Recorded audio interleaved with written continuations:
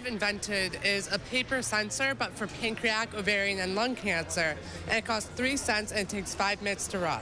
This makes it 168 times faster, over 26,000 times less expensive, and over 400 times more sensitive than the current standards for pancreatic cancer detection.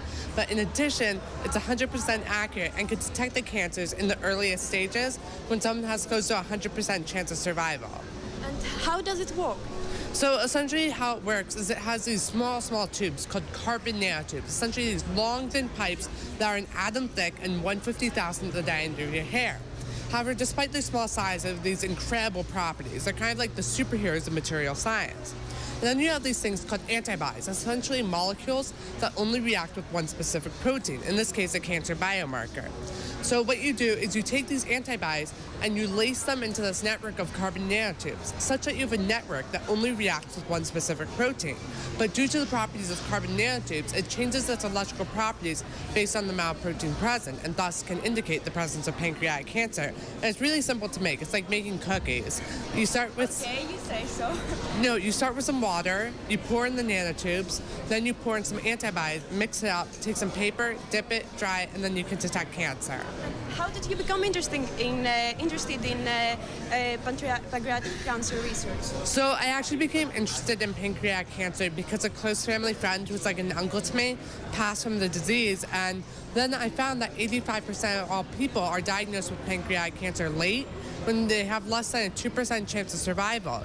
And so then I was sure there had to be a better way, and so then that's how I got interested in it. And what are your plans for the future? Are you working on something new?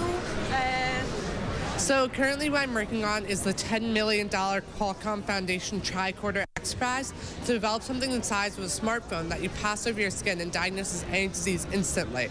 And I've gathered an all-star team of high schoolers from around the world, and we're going for it against 300 other teams of all adults. And for that, what I've developed is something the size of a sugar cube that looks into your bloodstream and looks at every single protein, and from there it can diagnose any disease. But also, it can detect the chemical composition of anything. So, what are you planning to study?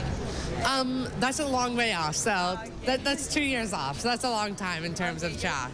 But yeah, so I really have no clue. Probably something in medicine, but I'm also really interested in policy, so you never know.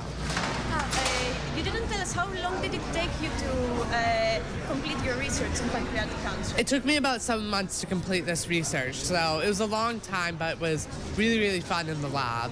And do you have anything to say to any aspiring scientists? Do you want to say something to them? Yeah, so I got rejected 200 times, or close to 200 times when I sent out emails. And so what you really have to know is that if you have a great idea, then you just have to keep persisting and believing in that idea. And then also, I mean, I just did all my research using Google and Wikipedia, and I didn't even know what pancreas was at the beginning of this, so just imagine what you could do.